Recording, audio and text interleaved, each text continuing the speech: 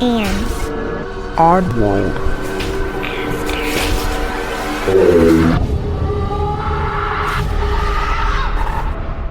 Hey oddballs, I'm your host Jensen, and welcome to episode 118.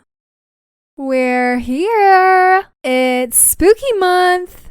Okay, honestly, I'm just really excited because this whole month I have stories from the Poltergeist house. This person's home was built in a graveyard, and they have story 1 to update 13.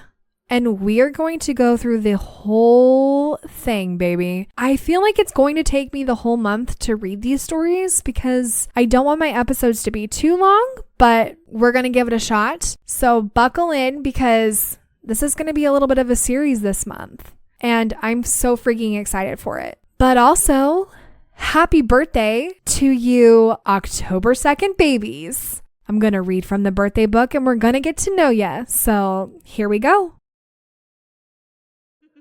Happy birthday. The infectiously invigorating aura of vitality and joie de vivre of those born on October 2nd attracts others to them. And those gregarious, pleasure-loving types, in turn, relish the stimulation of social interaction. Whatever career they choose to pursue, their strong orientation toward others invariably plays an integral part, whether it be the nature of their work, often in the service industries or sales, or the interpersonal professional relationships that they form. In all their ventures, their favorite approach is typically a direct one aimed at attaining their goals as swiftly and effectively as possible. Because they have a propensity for making instant decisions and then promoting them with determination, October 2nd people have little patience with those who manifest uncertainty or prevaricate, and will seek to influence them to adopt the course that they believe to be the correct one. Their self-certainty and predilection for actions thus endows them with leadership potential, which is doubly pronounced if they were also born in the Chinese Year of the Dragon. Despite their genuinely well-intended desire to guide others, and particularly those closest to them, those born on this day may have difficulty persuading others of the veracity of their viewpoints. The problem frequently stems from their propensity to analyze every issue that holds their attention in black and white terms, a tendency that may lead them to ignore the subtleties in between. And since they are straightforwardly direct and have the courage of their convictions, the unvarnishedly honest expression of their beliefs may alienate the very individuals whom they are trying to help. Their virtues are gregarious, intelligent, determined. Their vices are confrontational, self-sabotaging, blinkered.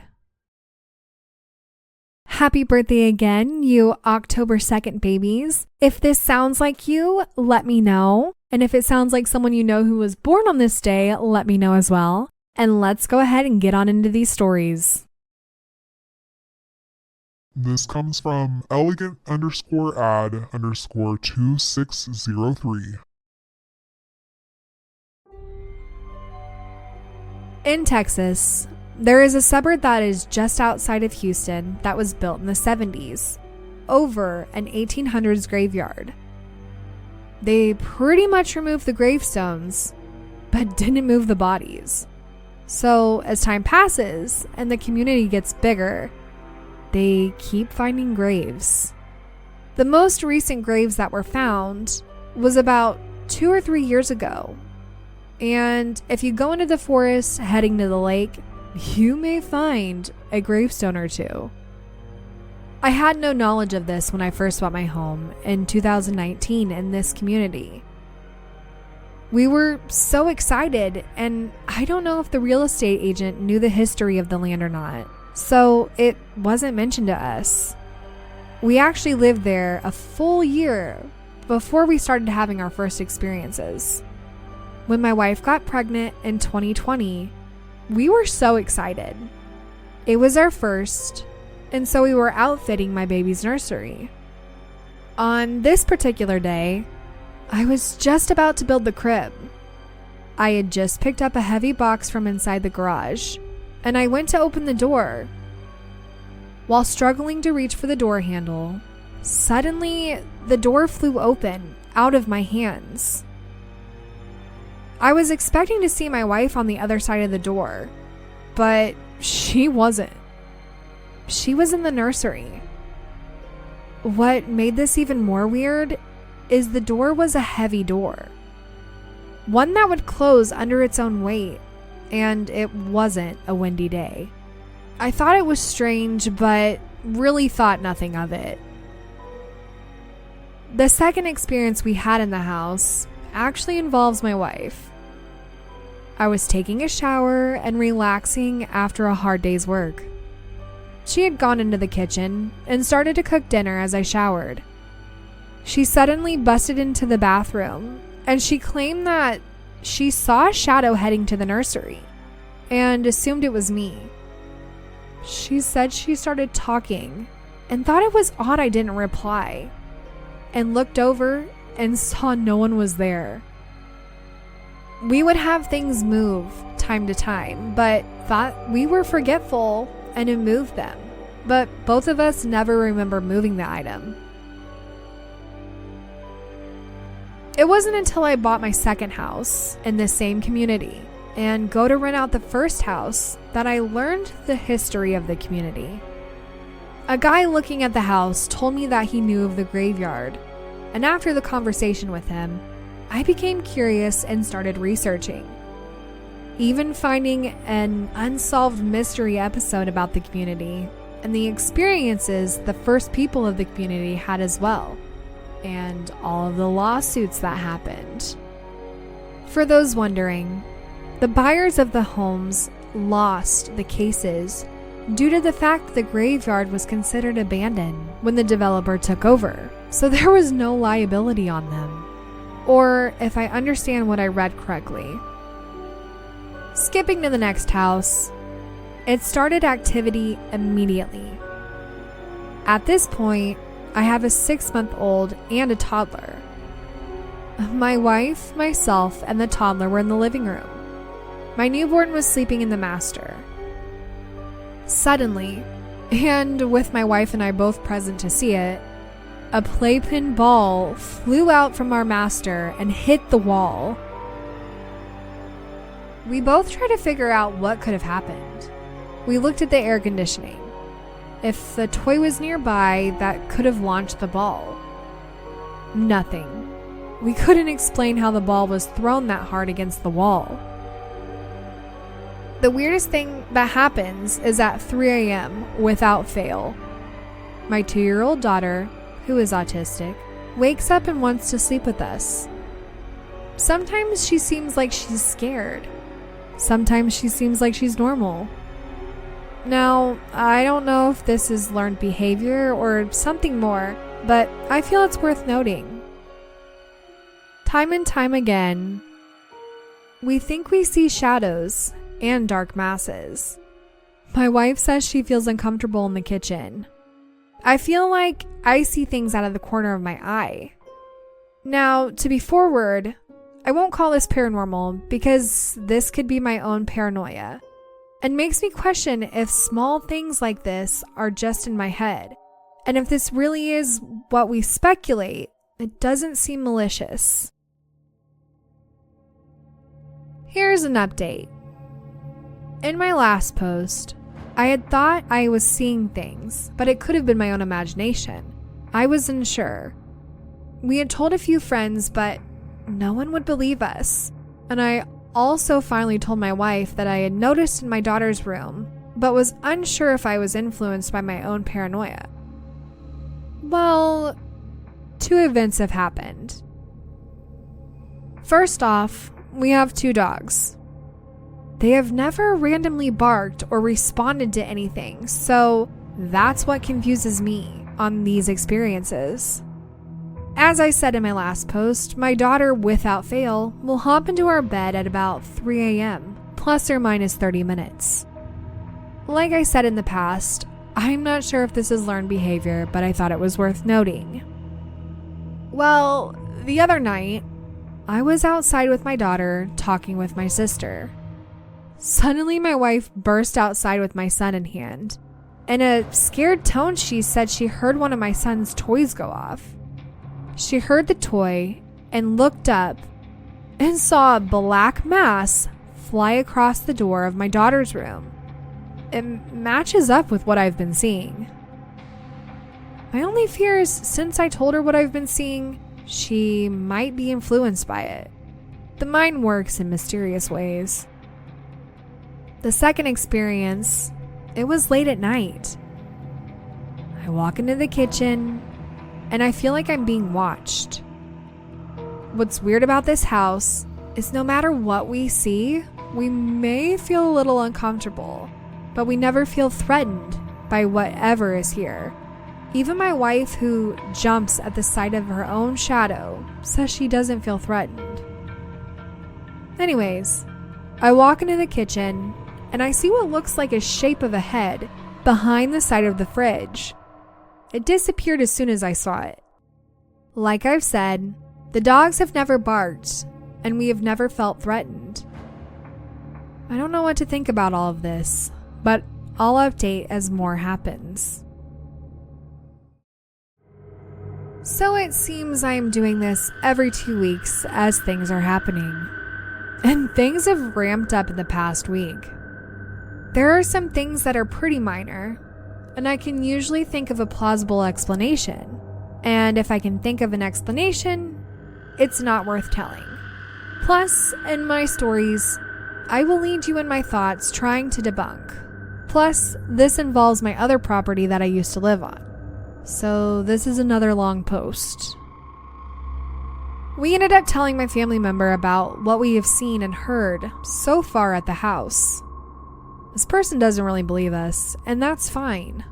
I understand that not everyone will believe me and what has happened at this house, but I don't think whatever is at my house has the same understanding. It now seems that whenever this person comes over, activity starts. One time, my family member came in to watch a show. We have one show we religiously watch every week, and we were waiting for it to start. I was sitting at the dining room table eating dinner, and my wife and family member were in the kitchen chatting. Now, across the kitchen is a utility laundry room. In there, it's where we put the cat when we eat, because the cat loves food and will swipe a pork chop off your plate. I'm speaking from experience here. Anyways, while we were all chatting, the cat starts meowing. A minute later, the door handle starts turning. Now, logically, one would think that the cat has learned how to turn the door handle. Here is the issue.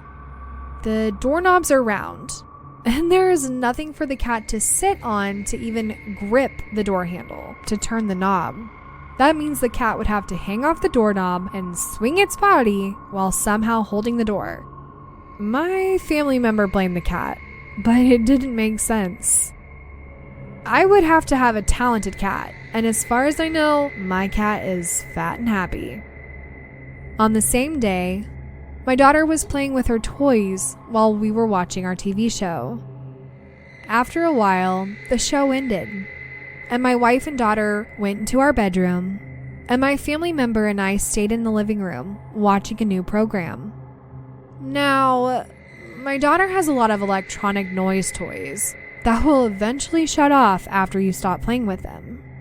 Usually 5 minutes after the last button was pushed. Anyway, my wife and daughter had been gone for over an hour. Suddenly, one of the toys just started going off. Over and over. It would not stop. I figured it would stop on its own, but it didn't. I eventually took out the batteries, and it did stop then. Now, I understand 9 times out of 10, a simple reboot will fix most electronics. But this one was odd. When I put in the same batteries, it didn't do it again. The following week, the family member came over and we were just hanging out. No TV or anything, just chatting. Suddenly, the TV turned on. Just the TV. Then it turned off. And then it came back on. You could hear the TV as it clicked on and off. Now, I have one of those automation systems that make my home a smart home. And the TV that turned on was a surround sound system. So, the system would usually turn on multiple components to watch a program. Plus, it's on a battery backup. So, if power crashed, I would have a little time to watch TV. My neighborhood gets blackouts all the time, so I have a battery backup on my router and main TV. There was one remote for the whole system, with other remotes in the attic. On top of that, I program these smart homes for a living and have access to the program. There was nothing in the logs that told the TV to turn on. Could it have been a CC or ARC that turned on the TV by accident? No. I turn off all those features due to the type of system I have. So how does this TV turn on? The TV doesn't have a power button on the physical set. There is an argument that it could be a malfunction, but I can't find it, and I have a technical background in this stuff. The last part of this update comes from the other house that I'm renting out. I was talking to my tenant, and in the middle of the conversation, she asked me if I knew if there was a need to redo windows. She told me that sometimes she feels cold in some rooms, and some doors would slam. She claimed that she thought it could be the wind. Now, this house was built in 2019. When it came to the freeze of 2020 in Texas, we lost power for 3 days. The house stayed at 55 degrees at its coldest, while it was in the single digits and teens outside. So the house was well built. I hired a window guy, just in case to make sure, and he said they all looked good. I told her this, and she thought it was strange. And so did I. We have had a very warm summer here in Texas. And she started renting in July. Now, when I lived there, the AC vents aren't on the doors. So the likelihood it's the air conditioning closing the doors is none. It may explain cold, but when I lived there, I really didn't experience uneven cooling. I won't discount it as a possibility due to the system now being close to 5 years old. But door slamming, I can't explain. If more happens, I'll let you know. Alright, so I'm going to leave it at that. And I'm sorry that this episode was a little bit longer. I'm going to try to divvy this up the best that I can throughout the month of October. Honestly, how scary is this? It literally is the movie Poltergeist, which is my favorite movie. But I'm just saying, it's Poltergeist, and this episode will be called Poltergeist, and then we'll have Poltergeist 2 and 3 and 4 and however many I need to do to get all these stories told. But this is just the beginning. This is just the beginning. So buckle in. It is spooky season. And if you have a paranormal story like this, let me know. And I hope you enjoyed today's episode. And well, it's an odd world after all. Oddballs, thank you for listening. And if you enjoyed today's episode, don't forget to leave 5 stars or thumbs up on whatever podcast platform you listen on. If you have any comments for this episode, comment below or head over to Instagram and comment on this episode's preview. To submit a story or for more information, go to itsanoddworldafterall.com.